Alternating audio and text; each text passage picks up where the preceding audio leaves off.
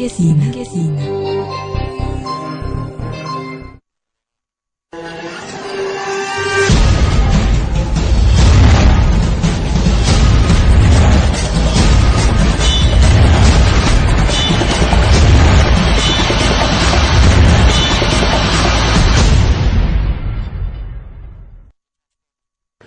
de votre fidélité. Ça fait débat, votre mission. Beaucoup de sujets font la une en RDC, en Afrique et dans le monde, mais un sujet nous captive tous, c'est l'affaire des 425 personnes enterrées le 19 mars dernier dans une fosse commune à Maluku. Nous sommes à Kinshasa, capitale de la RDC découverte, qui pose de très nombreuses questions et la population, les ONG nationales et internationales et même la communauté internationale ont droit à des réponses claires. Alors on en parle, donc ça fait débat. Avec Papi Tamba, vous êtes un des communicateurs de l'AMP. Merci d'avoir répondu à notre invitation.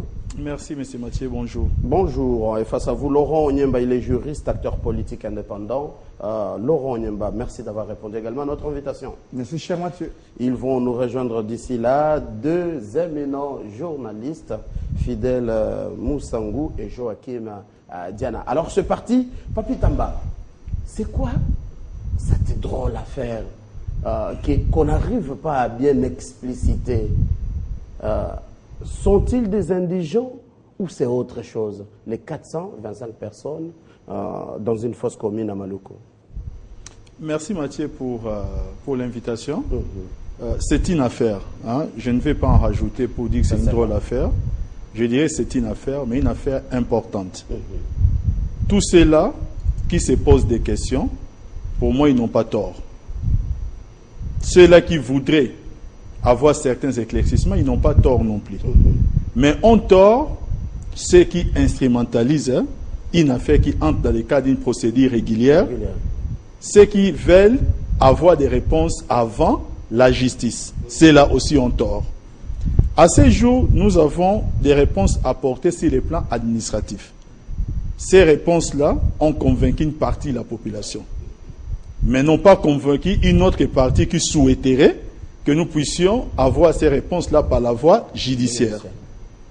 Il y a d'autres qui voudraient aussi que les réponses viennent même par une enquête indépendante et internationale.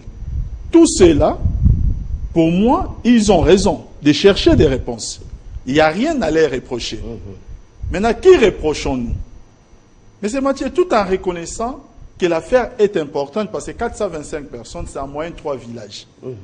En moyenne 3 de nos villages, selon des petits villages que nous avons, qui ont des populations des fois qui avoisinent entre ça et 50 personnes. Donc, nous pouvons atteindre facilement 3 petits villages. Et 3 petits villages qui se font enterrer à première vue. Quand on n'a pas de réponse claire, ça peut être considéré comme étant un drame. Et plus loin, on pourra même utiliser certains mots que les juristes aiment bien. Ce qui n'est pas le cas. Ce qui n'est pas le cas parce que nous sommes devant un dossier qui est une procédure qui doit maintenant se vérifier. Parce qu'il y a des gens qui ne sont pas convaincus par les réponses. Alors, dans ces cas, attendons tout simplement. Moi, je crois, et j'ai la chance aujourd'hui de débattre avec un avocat, je pense que le principe sacro-saint de tout avocat pénaliste, c'est le principe de la présomption d'innocence. La présomption d'innocence qui interdit qu'on puisse prononcer une quelconque culpabilité ou imputer une quelconque responsabilité à qui que ce soit dans des faits parce qu'on n'a pas de réponse. Mais là, Papi, c'est encore trop grave. Comment vous allez jusqu'à cette version-là en droit, ni encore condamné, non, mais ni coupable. Si je l'ai dit, est-ce que vous, du côté gouvernement, vous vous reprochez de quelque chose? Non, mais je dis ceci. Les dossiers aujourd'hui, vous savez, il y a des procédures qui existent où des gens, eux-mêmes, ont demandé d'être mis en examen. Ça ne veut pas dire que ça faisait des coupables. C'est parce que les réponses apportées, si ça essayait de convaincre, comme j'ai essayé de le dire tout à l'heure, une grande partie de l'opinion, il y a une autre partie de l'opinion qui reste sceptique et ils ont droit d'avoir des réponses parce qu'eux, ils veulent des réponses judiciaires. Alors, lorsque maintenant une procédure devient judiciaire, c'est à la justice. C'est ce que je suis en train de dire. Les principes sacro-saints, c'est maintenant la présomption d'innocence. Donc, ça ne sert à rien de s'affoler à ce stade précis. Ah voilà. Laurent Onyemba, est-ce que le gouvernement est obligé de donner des éclaircissements? Pourtant, c'est du travail du gouvernement qui s'est dit ce sont des indigents. On sait ce que coûtent les obsèques à Kinshasa. C'est vraiment une affaire. Alors, il y a sûrement, ça c'est vrai, beaucoup de corps abandonnés. Est-ce que pour un travail normal d'un gouvernement, il doit rendre compte à des ONG internationales ou locales? Mathieu, j'ai entendu des spécialistes de la langue française faire langue de bois, justement, pour dire, un peu comme on l'a entendu, chaque fois qu'on parle de la MONUSCO, chaque fois qu'on parle des institutions internationales, dire qu'on ne reçoit pas des instructions ou des injonctions de la communauté internationale ou des ONG internationales. Mais on devait le dire, une parenthèse, on devait le dire au même moment qu'on a besoin, par exemple, de soutien ou de financement des élections. On devait le dire au même moment qu'il y a d'autres débats qui concernent justement l'écologie, par exemple, la communauté internationale. Quand on dit crime contre l'humanité, il ne s'agit pas d'abord de son pays. Il s'agit aussi de l'identité mondiale qui est en fait contre laquelle on a fauté. Alors, je parle de la fosse commune. Moi, tu sais, je rappelle, Papi Tamba l'a dit, je suis un avocat et je suis un juriste, même si je ne viens pas ici comme avocat. Il y a des principes qui sont en droit comparé, comme en droit politique congolais, sacro-saint, les caractères sacrés de la vie humaine. Est-ce que, Mathieu, le fait d'être indigent fait d'un citoyen humain quelqu'un qui doit être enterré dans une fosse commune? Non. Tout un État peut-il manquer de moyens pour uniquement enterrer 440 personnes? Dignement. Dignement. Ça veut dire, je connais qu'à Limité, à l'époque, il y a eu, n'est-ce pas, des menuisiers qui étaient en train de faire des cercueils de fortune pour enterrer des indigents comme on peut le taxer aujourd'hui. Mais du point de vue de droit, il faut une réponse. Qui est un indigent, Mathieu? Qui est un indigent à la fin? Ça, c'est la bonne question. C'est comme celui qui se dit, qui va à l'inspection du travail, ou c'est comme celui qui va chercher du travail. Il faut avoir la carte d'un chercheur d'emploi. Mais un indigent, il y a un document qui sanctionne cette indigence. Est-ce que le fait de trouver quelqu'un dans une morgue fait de lui un indigent? Alors, ou c'est peut-être un problème de mots, c'est des corps abandonnés. Je dis c'est des questionnements. Deuxième questionnement, va-t-on enterrer et les bébés et les fœtus abandonnés avec les adultes indigents sur même fosse commune? Ah, il n'y a pas une opération de routine ou opération qui n'est pas de routine? C'est des questionnements. Je dis, Mathieu, je ne fais pas des affirmations. Je suis en train de me poser des questions comme analyse politique. Alors aujourd'hui, en plein 21e siècle, l'État congolais a-t-il manqué de moyens? Mathieu, moi je vais très loin. Je me pose la question. Il ne faut pas qu'on confonde les choses. Les Congolais ne vivent pas comme un État en vase clos. La communauté internationale regarde de telles questions. Il y a des institutions internationales, les droits internationaux humanitaires et d'autres structures qui sont chargées justement de la question de la vie humaine. C'est pourquoi on a créé la Cour pénale internationale. Voilà. Mais je veux parler, parce que Papi a parlé de présomption d'innocence. C'est un principe sacro-saint aussi. Qu'on ne puisse pas faire de la fabulation quand il n'y a pas un jugement coulé à chaud de faute jugée. Ah ouais, ça d'accord. Mais pourquoi il faut-il attendre? Parce qu'à un moment donné, on fait une chose de son contraire. On ne veut pas la communauté internationale ou les ONG internationales, mais qu'on veut seulement faire l'enquête parce que ces ONG internationales ont commenté. C'est quelque chose qui ne marche pas. Deuxième précision, Mathieu. Il faut qu'on établisse la responsabilité. Nous sommes dans un pays où les gens sont habitués à l'impunité. Eh bien, on sanctionne des gens selon les humeurs, parce qu'on pense que vous êtes de l'opposition, parce qu'on pense que vous êtes de la majorité, parce que vous êtes très proche de ceci. Mais s'il s'avère que ce sont des indigents, mais aujourd'hui, est-ce qu'on va sanctionner pour ça? Tu sais, Mathieu, nous sommes, je rappelle, nous sommes à un moment crucial de notre histoire, de l'histoire politique de notre pays. Il ne faudrait pas qu'on puisse se leurrer. Je ne veux pas, demain, Onyemba, qu'on mette cette responsabilité sur la tête de mon président Kabila. Parce que Kabila n'a pas tué quelqu'un. Voilà pourquoi j'en appelle donc à l'expertise du procureur général de la République. Qu'il y ait une enquête indépendante. Ça veut dire quoi? Si Onyemba, je n'ai pas tué Mathieu Kamango, je n'ai pas tué mon ami Papi Tamba, ça ne m'indigne pas que quiconque vienne dans ma chambre pour perquisitionner et vérifier. Première chose. Deuxième, pour terminer, il faut que chacun prenne ses responsabilités. À un moment donné, on s'est posé la question sur les dossiers TBA, par exemple. Mais on s'est rendu compte à la fin qu'on a identifié les vrais auteurs. Mais imaginez-vous que dans l'hypothèse où cette affaire n'a pas été élucidée, qu'est-ce qu'on dirait demain? C'est Kabila. Alors aujourd'hui, pas qu'on dit hôtel de ville, Kimbuta doit s'exprimer. On doit nous démontrer avec les statistiques. Il ne faut pas profiter de l'éloquence des concepts. Je connais par exemple des vieux à moi qui savent bien manipuler la langue française. Mais on ne peut pas se figer derrière l'éloquence ou bien la rhétorique pour justifier des situations macabres. Moi, j'estime humblement qu'on devrait faire la lumière pour épargner d'abord, notre chef d'État qui a besoin de la paix.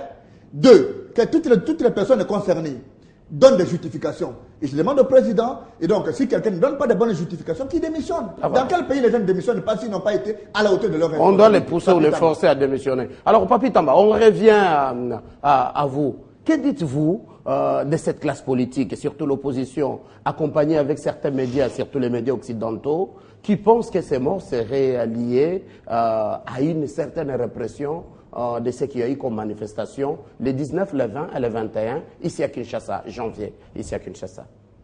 Vous savez, M. Mathieu, au-delà de toutes les considérations, je suis devant une incompréhension totale. C'est parce qu'il y a encore quelques jours, pas aux États-Unis, pas en France, en Afrique, un pays qui n'est pas très loin de chez nous, qui s'appelle le Kenya. Le Kenya, ça c'est vrai. Nous avons assisté à un drame. 178 pauvres étudiants. 178 innocents étudiants.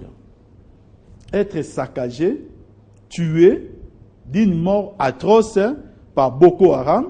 Boko Haram qui est un groupe lui-même créé par qui? À partir de la Somalie, parmi les erreurs de qui? De la même communauté internationale. Silence radio. Je dis bien silence radio. Pas trop de commentaires. Aujourd'hui, nous sommes devant une situation où la situation telle qu'elle est présentée, on peut en discuter selon la pertinence des éléments qu'on essaie de produire, mais il y a des éléments qui peuvent être considérés comme état de charge de la preuve parce qu'ils sont produits par l'autorité administrative pour justifier une opération. Aujourd'hui, ces éléments-là montrent clairement que nous ne sommes pas devant un cas similaire par rapport à ce qui s'est passé au Kenya. Pourquoi ces deux poids, deux mesures? Tout ça me frustre et me fait peur en tant que Congolais. Moi, je suis contre, et permettez-moi de le dire avec une très grande énergie, M. Mathieu, je suis contre les marchands des malheurs du peuple congolais. Assez, c'en est assez. Il suffirait aujourd'hui qu'un Congolais puisse perdre un doigt pour que des gens qui n'ont aucune considération envers ces Congolais qui a perdu le doigt, mais utilisent son doigt comme fonds de commerce politique. Qui viennent de la communauté internationale ou qui viennent de notre pays, principalement du côté de l'opposition. Je l'ai dit tout à l'heure. J'ai dit que tous ceux-là qui veulent avoir des réponses, qui ne sont pas convaincus par la version officielle, ont raison d'attendre. Ils ont raison. La justice qui s'est saisie, la justice apportera des réponses et nous souhaitons que cette enquête, pour blanchir les différents auteurs, si des différents auteurs présumés, s'ils ne sont pas auteurs, que cela puisse les blanchir par une enquête minutieuse. Mais deuxièmement aussi, nous devons aussi reconnaître, et là je suis d'accord avec mon frère Laurent, nous sommes africains, nous avons nos propres traditions. Là je pense que nous pourrions aujourd'hui demander pour que dans l'avenir, parce que ces genres d'opérations ne vont pas s'arrêter, qu'un minimum d'humanité puisse accompagner ces genres d'opérations. Il est important que nous sachions que tout mort plutôt est sacré. Mais deuxièmement, M. Mathieu, toujours par rapport à ces sujets, il est aussi important d'attendre les conclusions de l'enquête pour que si défaillance il y a eu et qu'on démontre qu'il y a défaillance, que les responsabilités aussi soient à tous les différents niveaux soient engagés. Ça, c'est aussi important parce que nous sommes dans un pays. Et là, c'est quelque chose que je déplore toujours. Nous sommes dans un pays où vous trouvez quelqu'un au coin de la rue qui meurt parce qu'il pleuvait. Il meurt pourquoi? Parce qu'il a été électrocuté par un fil conducteur, un câble de la SNEL. On va enterrer la personne sans aucun responsable. C'est-à-dire, aujourd'hui, dans notre pays, quelqu'un peut mourir de cette condition et on n'établit aucune responsabilité quant à la mort de la personne. Je pense que nous devons bousculer ce genre de mentalité. Et on n'a pas besoin d'être du pouvoir comme de l'opposition. Mais il ne faut pas s'affoler non plus. C'est une procédure administrative reconnue comme telle. Maintenant, si la procédure a été viciée, bon. S'il y a des choses qui n'ont pas été considérées, bon, laissons le temps au temps. Ça, d'accord. S'il y a peut-être certaines choses qui sembleraient ce n'est pas très clair, laissons le temps au temps. Le moment venu, alors, que les conclusions soient tirées dans un sens comme dans l'autre. Je reviens à vous tout à l'heure. Mais petite question. Comment expliquez-vous encore cette contradiction au sein, dans les chefs des autorités? C'est le VPM en charge de l'intérieur qui dit on peut exhumer les corps, et c'est le porte-parole qui dit pas question. Comment expliquez-vous cette contradiction, déjà même avant l'enquête? Non, mais moi je crois que nous ne devons pas trouver de contradictions où il n'y a pas de contradictions. Ça, d'accord. Nous ne devons pas trouver de contradictions. Lorsqu'on essaye d'apporter la communication par rapport à un sujet, il faut aussi regarder la position des ministères sectoriels et il faut aussi voir comment est-ce que l'information évolue. Mais la décision d'exhumer ou de ne pas exhumer le corps, cette décision appartient à la justice, ça n'appartient pas au gouvernement. Ah, voilà. Donc moi je crois que la question telle que vous la posez, donc, elle est sans objet, du moins en ce qui concerne l'étape actuelle de la procédure, il appartient à la justice elle seule, si elle estime nécessaire d'exhumer le corps. Mais pour moi je trouve que ce sera des frais engagés encore aux contribuables congolais si les éléments administratifs produits pourraient démontrer que les faits allégués sont réellement comme les faits ont été présentés. Ah, voilà. Ah, mais au nom du droit à l'information, s'il faut exhumer, qu'on exhume. Alors, Laurent Onyemba, votre réaction? Mathieu, je suis d'accord avec Papi. Vous savez dire que quand on est républicain sur un plateau, je vous l'ai toujours dit, j'ai dit, un jour je lui fais une blague, j'ai dit Papi, mais il faut recruter des gens qui ont la valeur, qui ont l'intelligence, qui ont l'expertise. À un moment donné, quand on est patriote, quand on est tous partis sur les mêmes bases, eh bien on se comprend. Mais à quel moment je ne suis pas d'accord avec lui? C'est au niveau des exemples. Quand on parle par exemple de la problématique de nos amis de l'État